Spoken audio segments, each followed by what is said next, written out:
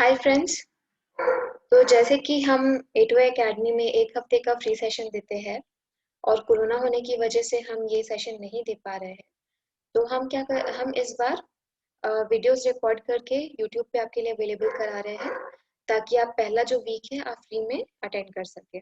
Okay. तो सबसे पहला जो हमारा टास्क रहता है कोई भी एग्जाम प्रिपेयर करने के पहले वो होता है कि हम जाने कि एग्जाम का तैयारी कैसे किया जाए। ठीक है। इसके लिए हमको जानना होता है कि एग्जाम का पैटर्न क्या है और उसका सिलेबस क्या है। तो ये हम मोस्ट रिसेंट नोटिफिकेशन देख रहे हैं और इसमें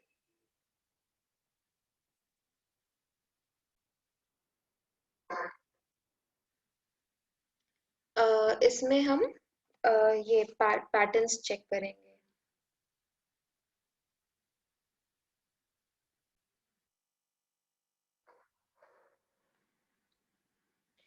तो सबसे पहले तो हम एलिजिबिलिटी चेक कर लेते हैं। आपको ये पता होना चाहिए कि आप कब एलिजिबल होते हैं इस एग्जाम के लिए।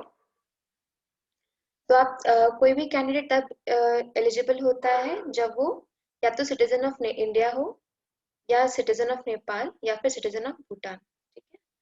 टिबेटन रिफ्यूजीज जो कि इंडिया में 1 जनवरी 1962 के पहले आए थे with the intention of permanently settling in India, वो भी इसके लिए अप्लाई कर सकते हैं। पर्सन ऑफ इंडियन ओरिजिन जो कि माइग्रेट हुए हैं Pakistan, Burma, Sri Lanka, east Africa, countries of Kenya, Uganda, United Republic of Tanzania, Zambia, Malawi, जायरे, Ethiopia, Vietnam with the intention of permanently settling in India. तो जो लोग ऐसे हैं जो कि पर्सन ऑफ इंडियन ओरिजिन हैं और वो इन जगह से आए हैं और परमानेंटली इंडिया में सेटल होना चाहते हैं वो भी इस एग्जाम को दे सकते हैं। ठीक है। और इसमें क्या है कि क्योंकि ये सीजीएल है इस वजह से आपका इसमें आपको मिनिमम आपका जो एजुकेशनल क्वालिफिकेशन है वो आपका ग्रेजुएशन का होना चाहिए। ग्रेजुएशन या भी कोई भी इक्विवेलेंट होना चाहिए। Minimum level of education qualification. अब यहाँ पे एज लिमिट क्या है बहुत ही इंपॉर्टेंट हो जाता है। ठीक है। तो जनरली आप ये मान के चलिए कि 32 के एज होने तक अगर आप जनरल कैटेगरी में हैं तो आप इस एग्जाम को दे सकते हैं। ठीक है। और डिफरेंट पोस्ट के लिए एज क्या होती है, लिमिटेड होती है। इसमें रिलैक्सेशन भी है। अगर आप SC/ST कैटेगरी के हैं तो आप 5 एक्स्ट्रा इयर्स तक एग्जाम दे सकते हैं। OBC के हैं तो आप 3 एक्स्ट्रा इयर्स तक एग्जाम दे सकते हैं। Person with disability unreserved category है तो 10 इयर्स एक्स्ट्रा एग्जाम आप दे सकते हैं। ठीक है। OBC के हैं तो 13 इयर्स और SC/ST के हैं तो 15 इयर्स। एक्स सर्विसमैन के लिए 3 years after deduction of military service. ठीक है। डिफेंस पर्सनल के लिए भी डिफेंस पर्सनल डिसेबल्ड इन ऑपरेशन इनके लिए भी क्या है, इनके लिए भी रिलैक्सेशंस हैं। ओके। ओके। तो अब यहाँ पे कुछ और चीजें हमको ध्यान देनी पड़ेंगी।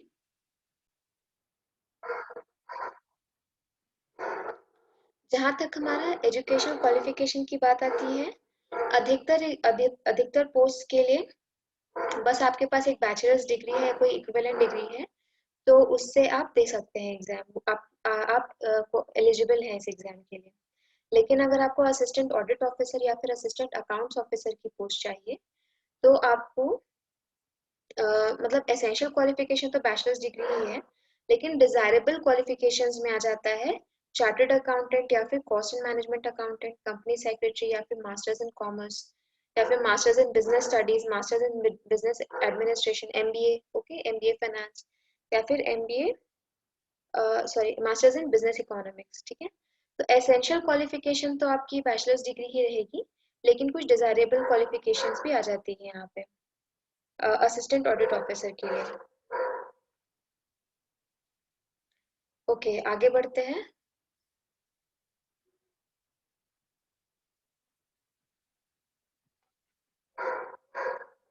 जूनियर स्टैटिस्टिकल ऑफिसर के लिए इस पोस्ट के लिए अगर आपको एलिजिबल होना है तो बैचलर्स डिग्री के साथ साथ आपके पास 12th स्टैंडर्ड में 60% मार्क्स होने चाहिए मैथमेटिक्स में, ओके। या फिर आपके पास बैचलर्स डिग्री में, मतलब bachelors degree in any subject with statistics as one of the main subjects होना चाहिए, ओके। तो सिर्फ assistant accounts officer, assistant audit officer और जूनियर स्टैटिस्टिकल ऑफिसर के लिए कुछ एडिशनल रिक्वायरमेंट्स हैं। अदरवाइज बाकी सब पोस्ट के लिए अगर आप बैचलर्स डिग्री भी है, आपके पास बैचलर्स डिग्री है या फिर कोई इक्विवेलेंट डिग्री है रिकॉग्नाइज्ड यूनिवर्सिटी से, तो आप इस एग्जाम के लिए एलिजिबल हो जाते हैं, ठीक है।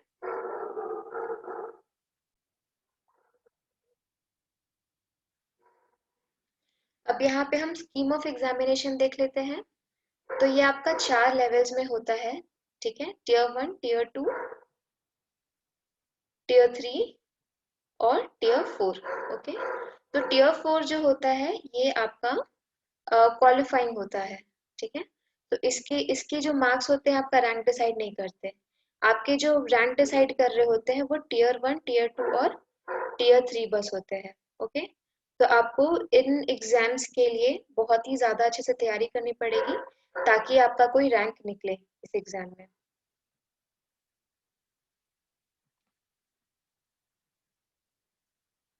ओके, तो टियर 1 में आपका 1 घंटे का पेपर होता है, ओके। 1 घंटे का पेपर होता है और कैंडिडेट ने स्क्राइब जिन कैंडिडेट्स स्क्राइब के लिए एलिजिबल होते हैं उनके लिए 1 घंटे 20 मिनट्स का होता है एग्जाम, ओके। तो इस 1 घंटे में मतलब इस 60 मिनट में आपको 100 क्वेश्चन सॉल्व करने होते हैं, जिसमें 25 क्वेश्चन रीजनिंग के होते हैं, 25 क्वेश्चन जनरल अवेयरनेस के यानी कि current affairs, 25 question quantitative aptitude यानी कि मैथ्स और 25 क्वेश्चन इंग्लिश के होते हैं, ठीक है। हर क्वेश्चन के 2 पॉजिटिव मार्क्स होते हैं और -2/3 नेगेटिव मार्क्स होते हैं अगर आपने गलत सॉल्व किया है तो, ओके। तो ये है टियर 1 का स्कीम। अब टियर 2 में आपको जो कॉमन कैंडिडेट्स होते हैं जो असिस्टेंट ऑडिट ऑफिसर और जेएसओ के लिए, जूनियर स्टैटिस्टिकल ऑफिसर के लिए अप्लाई नहीं कर रहे हैं, उनको 2 ही पेपर देने होते हैं, पेपर 1 और पेपर 2। और ये टियर 2 आप तब दे पाओगे जब आप टियर 1 को क्लियर करोगे। तो टियर 1 में जो क्वालिफाइंग मार्क्स होती हैं वो डिपेंडिंग ऑन कैसा पेपर है आपका, एनीवेयर बिटवीन 130 टू 140 145 जा सकता है, ठीक है। तो अगर आप क्वालिफाइंग मार्क्स जो आपका मिनिमम कट ऑफ है उसको आप क्लियर कर देते हो, तब आप टियर 2 को दे सकते हो। तो जो जनरल कैंडिडेट्स होते हैं वो पेपर 1 और पेपर 2 को बस देते हैं। पेपर 1 आपका मैथ्स होता है अगेन, और पेपर 2 इंग्लिश होता है। मैथ्स में और दोनों सेम डे पे दोनों एग्जाम होते हैं, 2-2 घंटे के पेपर्स होते हैं, बीच में लगभग 2 घंटे का ब्रेक मिलता है। तो कैसा रहेगा कि सुबह आपका मैथ्स का पेपर होगा, फिर कुछ घंटों का ब्रेक रहेगा, फिर उसके बाद ब्रेक के बाद आपका पेपर 2 होगा जो कि इंग्लिश का होगा, ओके। वो भी 2 घंटे का रहेगा। तो पहले पेपर में 100 क्वेश्चंस रहते हैं, मैथ्स के पेपर में 100 क्वेश्चंस 2 घंटे में सॉल्व करने हैं, इसका मैक्सिमम मार्क्स 200 हुआ। और पेपर 2 में 200 क्वेश्चंस, इंग्लिश के 200 क्वेश्चंस 2 घंटे में सॉल्व करने होते हैं, इसका भी मैक्सिमम मार्क्स होता है 200। मतलब कि मैथ्स में एक क्वेश्चन का 2 मार्क्स मिल रहा है पॉजिटिव मार्क्स, और इंग्लिश में एक क्वेश्चन का 1 मार्क मिल रहा है पॉजिटिव मार्क्स, ओके। तो टियर 1 हो गया टोटल 200 मार्क्स का, है ना, 50 मार्क्स ईच था, ईच सेक्शन 50 मार्क्स का था। और टियर 2 हो गया 400 मार्क्स का, तो ये टोटल अभी 600 मार्क्स। तो टियर 3 कौन देगा, ये कैसे डिसाइड होगा? इसके लिए टियर 1 और टियर 2 दोनों के मार्क्स ऐड कर दिए जाएंगे, और जिसका कट ऑफ से ज्यादा होगा वो टियर 3 का एग्जाम देगा, ओके। ठीक है, आगे बढ़ते हैं।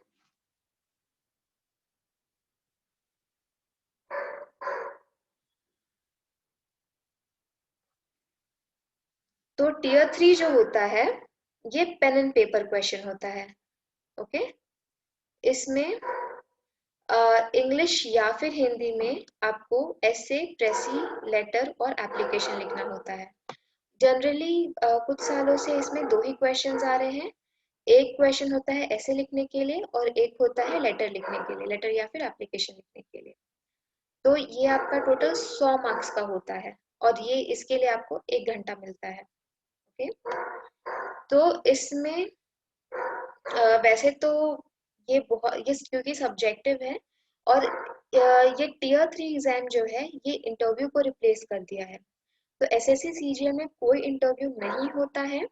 ओके, इंटरव्यू की जगह टियर 3 एग्जाम को लिया गया है। ठीक है, तो ये आपका 100 मार्क्स का होता है। तो पिछले कुछ सालों से ऐसा हो रहा था कि 50 मार्क का ऐसे होता है और 50 मार्क का लेटर या फिर एप्लीकेशन। तो अभी तक कितने मार्क्स हो गए हैं? टोटल हो गए हैं 700 मार्क्स। ओके, जिसमें कि 200 मार्क टियर 1 का था, 400 मार्क टियर 2 का था और 100 मार्क टियर 3 का था। तो इसमें क्या होता है कि टोटल टियर 1, टियर 2 और टियर 3 टोटल काउंट करने के बाद जिसका भी हाईएस्ट रहता है, जो मतलब जो कट ऑफ को क्लियर कर रहे होते हैं उस हिसाब से लिस्ट बनती है और फिर आपका डेटा वेरिफिकेशन होता है। ओके, आपने जो भी डिटेल सबमिट किए हैं वो ट्रू है कि नहीं वो वेरिफिकेशन होता है और उसके बाद फिर ये डिसाइड होता है कि आपको पोस्ट मिलेगा कि नहीं। ओके,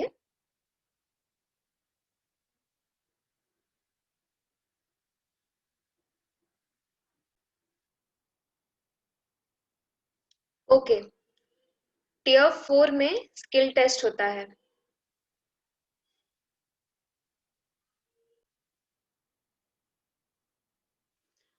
अ, इस इस लेवल पे आपको सिर्फ आप ये एग्जाम सिर्फ क्वालिफाइंग होता है। ठीक है, तो ऐसा नहीं है कि अगर आप इसको क्लियर नहीं करते हो तो आप किसी पोस्ट के लिए एलिजिबल नहीं रहोगे, क्योंकि बहुत सारे पोस्ट होते हैं जिसके लिए कंप्यूटर प्रोफिशिएंसी टेस्ट या फिर डेटा एंट्री स्पीड टेस्ट चाहिए होता है असिस्टेंट लेवल पोस्ट के लिए। बट बहुत सारे पोस्ट ऐसे भी होते हैं जिसके लिए ये टेस्ट क्वालिफाई करना जरूरी नहीं होता है।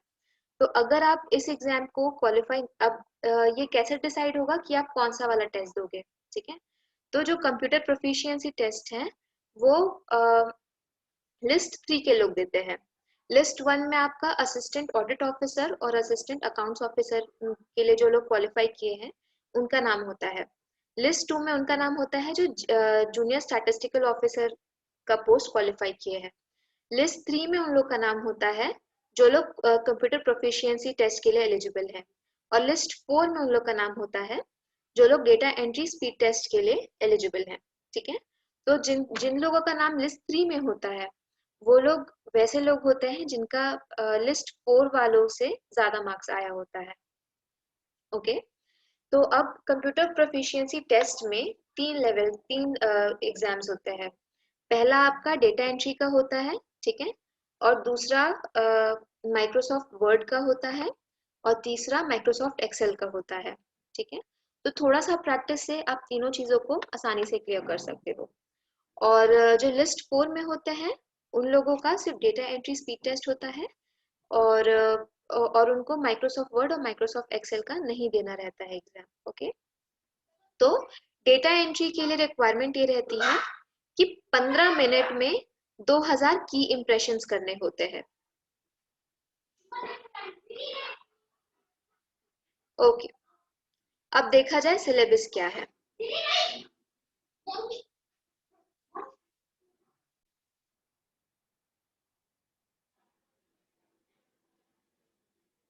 ओके, तो टियर 1 में जो रीजनिंग होती है, अब ये ध्यान देना कि रीजनिंग और जनरल अवेयरनेस सिर्फ टियर 1 में होता है। ठीक है, मैथ्स और इंग्लिश टियर 1 में भी होता है, टियर 2 में भी होता है।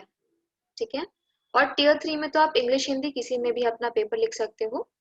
तो ये ध्यान देना कि जो आपका मैथ्स और इंग्लिश है वो सबसे इम्पोर्टेंट सब्जेक्ट्स है इस एग्जाम के लिए। ओके, और हालांकि आप रीजनिंग और जनरल अवेयरनेस को इग्नोर नहीं कर सकते हो क्योंकि उससे भी आपके मार्क्स बढ़ते हैं, लेकिन मैथ्स और इंग्लिश इस पे सबसे ज्यादा फोकस करके आपको चलना है। और रीजनिंग ऐसा पेपर है जिसमें जो पैटर्न होता है एग्जाम का क्वेश्चंस का वो काफी रिपीटेड होता है। ठीक है, तो जो सेक्शन है इसको आप बहुत कम एफर्ट के साथ बहुत अच्छे से क्लियर कर सकते हो। ठीक है, तो मैं इस नोटिफिकेशन का लिंक शेयर कर दूंगी, वीडियो के नीचे डिस्क्रिप्शन में होगा। आप उस पर क्लिक करके इस नोटिफिकेशन को अपने अपने पास डाउनलोड करके रख सकते हो। तो इसमें ये पेज नंबर 19 पे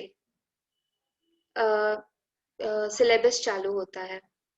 ठीक है, तो इसमें आप देख सकते हो कि analogy, similarities, differences, analogies, similarities, differences, space visualization, spatial orientation, problem solving, analysis, judgment, decision making, visual memory, discrimination, observation, relationship concept, arithmetical reasoning and figural classification. ठीक है, बड़े बड़े वर्ड्स दिए हुए हैं, है ना, coding, decoding, numerical operation, symbolic operations, बड़े बड़े वर्ड्स दिए हुए हैं। लेकिन जब आप प्रैक्टिस करने जाओगे तो आपको रियलाइज होगा कि बट इतना मुश्किल है नहीं जितना लग रहा है। ओके, तो आप जल्दी से पढ़ाई चालू करना। ठीक है, आप इन चीजों का सबसे पहले, अगर आपको सिलेबस देखे कॉम्प्लेक्स होता है तो सबसे पहला टास्क ये रहता है कि प्रीवियस ईयर क्वेश्चन पेपर आप खोल के देखो। ठीक है, जो उसका टेक्निकल टर्म है क्वेश्चन किस चीज पे बेस्ड है वो तो आप बाद में देख सकते हो, बट ये देखो कि आप कितना सॉल्व कर पा रहे हो, और उसके बेसिस पे आपको पता लगेगा कि आपको और कितना मेहनत करने की जरूरत है। तो आगे देखते हैं। जनरल अवेयरनेस में ये बोल रहा है कि आपको कैंडिडेट का, यहाँ पे बोल रहा है कैंडिडेट का जनरल अवेयरनेस चेक किया जाएगा। ठीक है, कि उसको अपने आसपास की सोसाइटी के बारे में कितना पता है, प्लस उसको और चीजें पता होनी चाहिए जैसे कि questions relating to India and its neighbouring countries. ठीक है, specially pertaining to history, culture, geography, economic scene, general policy sorry and scientific research. ठीक है, तो it is safe to assume कि आप क्वेश्चंस देख के भी ये चीज पता चलती है कि आपको थोड़ा बहुत हिस्ट्री का ऊपर ऊपर से पता होना चाहिए। जैसे कि एशियंट और मेडिवल हिस्ट्री में किस समय पे किस राजा ने रूल किया था, किस राजा के कौन बच्चे थे। ठीक है, कोई इम्पोर्टेंट स्ट्रक्चर है जैसे कि बीबी का मकबरा हो गया। ठीक है, और रानी की वाव। तो इस तरह के जो पॉपुलर स्ट्रक्चर्स हैं ये किन किन लोगों ने बनवाए हैं, कब बनवाया गया था, ठीक है, किसकी याद में बनवाया गया था, तो ये सब बातें पता होनी चाहिए।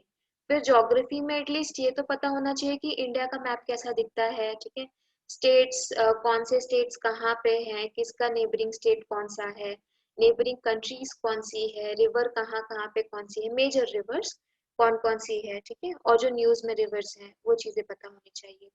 फिर कोई नेशनल पार्क या वाइल्ड लाइफ सैंक्चुरी में कुछ इवेंट हुआ है साल भर में तो वो चीजें पता होनी चाहिए। तो बेसिकली अगर आप न्यूज़पेपर को रेफर करते रहोगे तो आपको ऊपर ऊपर से पता चलते रहेगा कि क्या इम्पोर्टेंट चीजें हो रही है। और यहाँ पे ना बुक्स एंड ऑथर्स को भी काफी इम्पोर्टेंस दिया गया है। सपोज कोई बुक फेमस है तो उसका ऑथर कौन था, या फिर किसी पर्सन की डेथ हुई है तो कोई एमिनेंट पर्सन की डेथ हुई है तो उसका प्रोफेशन पूछ लिया जाता है। ठीक है, जैसे कि सुषमा स्वराज की जब डेथ हुई थी तो उनके ऊपर क्वेश्चन बन सकता था कि अ, अ, सुषमा स्वराज जी की Sushma Swaraj ji passed away during this year, तो वो उनका क्या प्रोफेशन था। ठीक है, तो पॉलिटिशियन या फिर ओरेटर या फिर म्यूजिशियन या फिर एक्टर, इस तरह से ऑप्शंस आ जाते हैं। तो ये इस तरह के क्वेश्चंस काफी कॉमन है जनरल अवेयरनेस में। फिर क्वांटिटेटिव एप्टीट्यूड में क्या हो रहा है, मैथ्स के क्वेश्चंस रहते हैं। तो इसमें जनरली क्लास 10th के लेवल तक का अगर आपको आता है ना, क्लास 10th के लेवल तक का भी मैथ्स आता है तो आप इजीली इसको कर सकते हो क्लियर। बस यही है कि स्पीड थोड़ी बढ़ानी पड़ती है क्योंकि 60 मिनट में 100 क्वेश्चन सॉल्व करने होते हैं। अब फिर अगला है इंग्लिश कॉम्प्रिहेंशन।